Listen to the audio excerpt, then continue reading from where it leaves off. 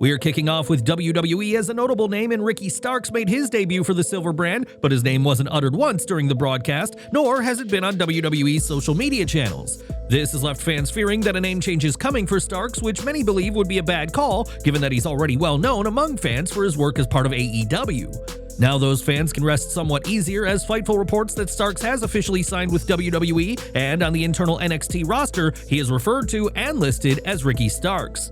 Of course, fans will only know for certain what Starks will be called on TV when a name is actually used, but this internal listing at least suggests WWE hasn't given him a new name yet.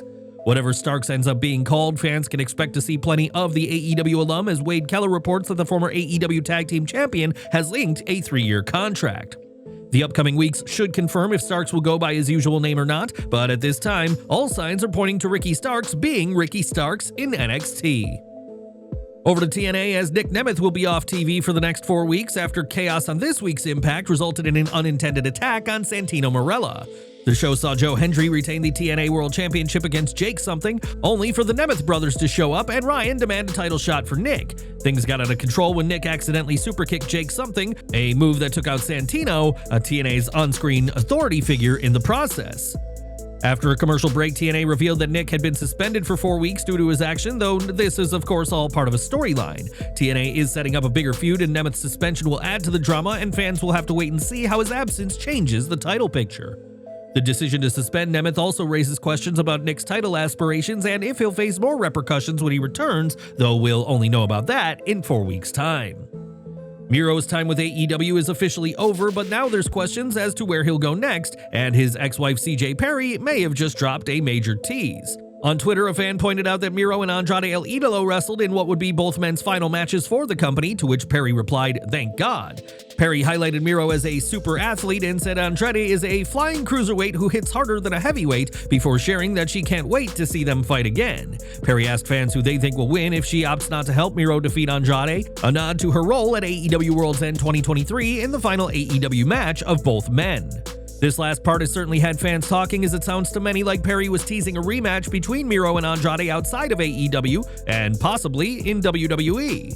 Miro once dominated in WWE as Rusev, but was released after inconsistent booking under Vince McMahon, and with Triple H now running things, many believe a return could be right for Miro.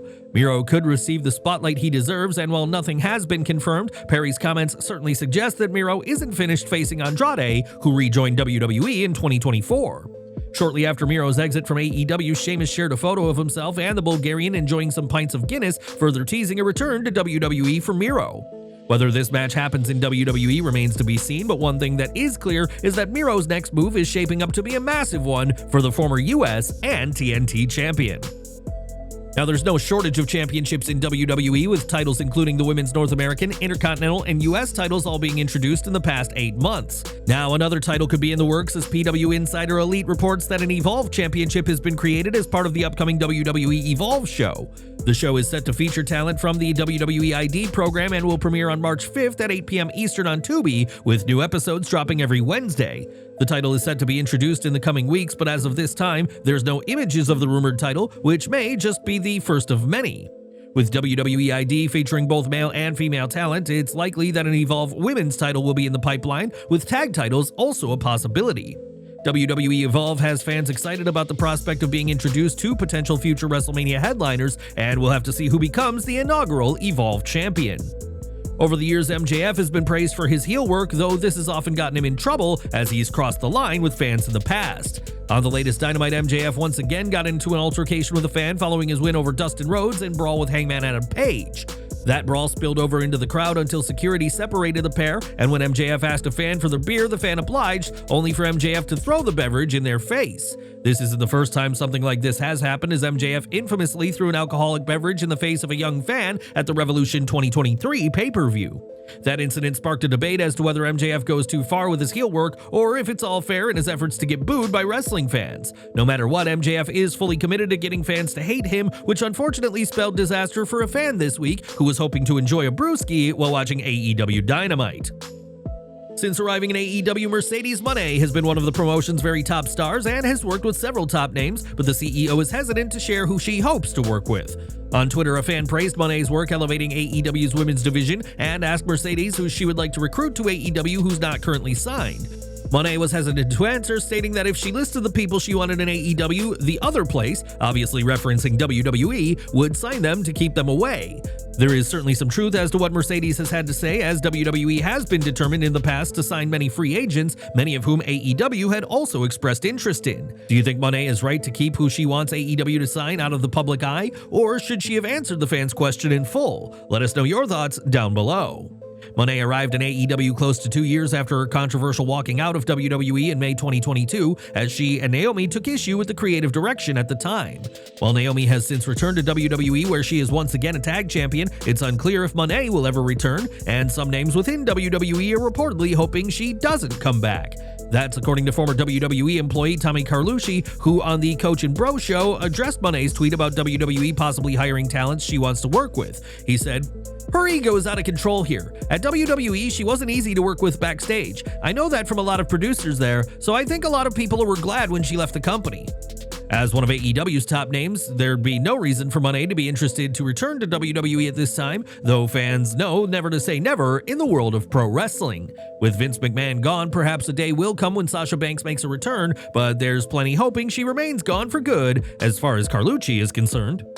Recently, TNA Wrestling made major changes to its leadership, but these changes weren't just about a fresh direction, but were about making room for George Varys' new vision. Sources told PW Insider Elite that the internal moves were a restructuring effort by Anthem and that Varys is looking to bring his own team in to overhaul production. Varys, a 10-time Emmy Award winner, is overseeing production for Anthem, fulfilling a similar role to what Lee Fitting is doing as part of WWE. Josh Mathews and Christy Hemme were among those cut, and it's clear their departures weren't necessarily about their performance, but more about Varys wanting his own people. While this shakeup has been a shock to some, talent aren't panicking, and in fact, reactions have been positive, especially with Johnny Bravo and Ingrid Isley stepping into bigger roles. Both Bravo and Isley are said to be well liked by the TNA locker room, which will keep morale steady as TNA Wrestling marches forward.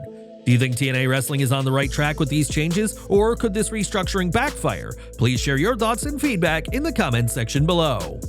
The WWE transfer window may have closed, but that hasn't stopped the promotion from shuffling talent around, as R-Truth is heading from Raw to Friday Night SmackDown. That's according to PW Insider, who reports that the change is effective immediately, though it's unclear when Truth will appear on SmackDown now that he's been moved.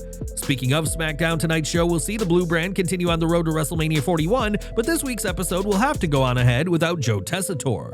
Tessitore will instead be doing coverage for ESPN, as tonight we'll also see a live boxing event featuring Baron Chick vs. Keyshawn from inside Madison Square Garden. WWE has yet to name a replacement for Joe, but many expect that Michael Cole will step in and join Wade Barrett for tonight's show in Washington's Capital One Arena. With big matches including Elimination Chamber qualifiers, this will be a show fans don't want to miss, even if Joe Tessitore will be preoccupied when SmackDown goes live in DC. Now, WrestleMania 41 is already shaping up to be a huge event, and this week it was announced that Hulk Hogan will play a role in the festivities.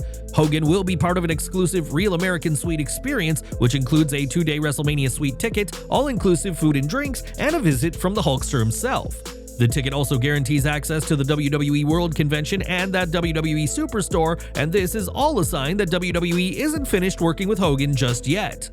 After the frosty reception he received in January, fans had speculated if WWE was finished with Hulk, and while this isn't the same as an on-screen appearance, Hogan will have a role this April in Las Vegas. From one legend to another, as Ric Flair has beaten more than his fair share of health scares, but the two-time Hall of Famer was certainly caught off guard by his latest medical revelation. Appearing on Gabby AF, Flair shared that he recently had a heart attack but didn't even know he'd experienced it at the time. He said, "I went in for a test and the doctor told me, you've had a heart attack in the last 2 years. I didn't even know." Flair learned of his heart attack after undergoing a calcium test on his heart, which revealed the past damage, and Flair knows how serious heart issues can be. In 2017, Flair had a well-documented health issue which resulted in multiple surgeries and a medically induced coma, but despite the news, he isn't slowing down. "For some reason, I don't hurt anywhere. I could wrestle again, but I won't." Flair exited AEW last summer, and though his health wasn't the only factor, it certainly played a role in his exit, which many at the time saw as due to the Woo Energy deal falling apart. In the interview, though, Flair revealed that AEW didn't fully grasp his medical limitations when they signed him, sharing that Tony Khan didn't realize at first that he was on blood thinners. These health issues explain why AEW kept him from getting physical, especially during Sting's retirement match that took place at Revolution 2024. With AEW in his rearview mirror, Flair is focusing on staying healthy, though admitted that the itch to be part of the wrestling world never really goes away. With WrestleMania 41 nearing and Charlotte Flair set for a major role, could WWE find a way to get Rick back in the spotlight one more time? Only time will tell. As we previously reported, Demolition were recently added to WWE's alumni section on their website, and this week, PW Insider reported that the team has signed a WWE Legends deal. That comes despite the pair having past legal issues with WWE, including taking the promotion to court in the 90s over the rights to the Demolition name, though WWE won the case. Both members were also involved in a CTE lawsuit in the 2010s that was later dismissed, and despite this history, fans can expect more from Demolition now that they're under Legends deals. Now, rapper Sexyy Red has appeared for WWE several times, and it turns out she was offered the chance to become a full-time wrestler, but had to turn the offer down. Red made several high-profile appearances in NXT in 2024, including hosting NXT Battleground, and the St. Louis rapper was given the opportunity to train and compete. That's according to an article from Dazed Digital, who added that Red's busy schedule sunk any aspirations for her to join the NXT women's division full-time. The report states, "She actually got offered a permanent role as a wrestler in WWE, but couldn't find the time to train properly, so settled for a cameo instead." Though a future in the ring wasn't for Red, she has shown nothing but love for WWE and has compared wrestling to rapping, as both require larger-than-life personas while still being real. Should Sexyy Red give wrestling another shot, or was she right to stick with music? Please share your thoughts and feedback in the comments section below. This week, AEW will host its first event in Australia, and while this debut has been met with controversy, Tony Khan believes the Backlash hasn't stopped it being a massive success. Fan backlash grew when AEW moved Grand Slam to a smaller venue, and those issues grew even further when AEW seemingly flip-flopped over whether it'd be a pay-per-view or a TV event. Despite these issues, Khan gushed about the success of the show when he spoke to Deej of Down Under the Ring, as he revealed, "This is one of our biggest international events ever. It's one of our biggest gates in the history of AEW. We're really excited for that. Outside of Wembley Stadium in London, this is going to be, I believe, our biggest international live gate of all time. It's a very exciting event for AEW." Many fans aren't happy with the show, especially as they spent a lot on tickets to be a part of a stadium-sized pay-per-view, but are instead getting a much smaller TV episode. The controversy continued to grow after AEW's Twitter account mistakenly called Grand Slam Australia a pay-per-view event before quickly editing the post, though not quickly enough. Fans who noticed called out AEW for the change, pointing out that AEW has claimed that the plan was always for the show to be a TV special, and many accused Khan of misleading them. Some even went as far as to call Tony Khan a liar and claimed that despite what he said, Grand Slam was intended to be a pay-per-view before backing down on the idea. In an interview with TV insider Scott Fishman, Khan claimed that the show was always going to be a TV event, not a pay-per-view, due to matters with the network. He said, "Yes, having this be a TV event has always been the plan. That's something that the network wanted. It's something the network brought up to us recently as an opportunity to follow NBA All-Star Saturday. We saw it as a huge opportunity. It was a great vote of confidence from our partners at Warner Brothers Discovery. It'll be one of the biggest nights of the year on TNT." Fans certainly feel slighted, including those who were unable to get refunds when the show moved from Suncorp Stadium to the much smaller Brisbane Entertainment Centre. While Grand Slam Australia is being touted as a financial win, with Khan highlighting its massive gate, it remains to be seen if AEW can deliver a show that justifies the controversy. In AEW, Mariah May hasn't been holding back when it comes to Britt Baker, and she's not the only one pushing for a showdown with the DMD. Despite repeatedly calling out Baker, sources have shared that there's no plans for the two to face off in the ring, or at least not yet. When asked during a Fightful Select Q&A, Sean Ross Sapp shared that to the best of his knowledge, Mariah's comments are just expressing interest and not a tease of set plans. Sapp added that he hasn't heard anything new about Baker, who's been missing for months, and this lines up with what's being played out with the Women's World Champion as of late. May has been taking plenty of shots at Baker, even accusing her of backing out of a scheduled match, as she told Going Ringside, "I was supposed to wrestle her, and then I think she, sat on some dental floss or something and didn't show up." Baker has been off AEW TV since November 2024, with speculation rife as to why she's missing, with some reports claiming injuries, while others have said that there's backstage issues. AEW hasn't made any official statement on Baker, and May isn't waiting for an explanation and is instead keeping the pressure on and reminding fans about the match that never took place. Is Mariah May trying to create her own moment, or does AEW need to finally book her against Britt Baker? Drop your thoughts in the comments. WrestleMania news now, and we're looking ahead to next year's event, given that there's been plenty of speculation about where WrestleMania 42 will happen. Some have speculated that Saudi Arabia could host the show, while fans in the UK remain hopeful that they will one day play host to WWE's biggest event of the year. Fans wanting WrestleMania outside North America should prepare to be disappointed, though, as Fightful Select reports that New Orleans is the likely city to host next year's show. Sources shared that New Orleans has been planned for years, even before the current administration took over, demonstrating WWE's long-term plans. The report adds that many people thought there was a chance it could change, given that the 2025 location was in flux, but now New Orleans is the firm favorite to host in 2026. As for Saudi Arabia and the UK, Fightful is informed that a WrestleMania in either country is not expected before 2028, if it happens at all. New Orleans has hosted WrestleMania twice, in 2014 and 2018, and fans from around the world can expect to make a trip to the Big Easy in 2026.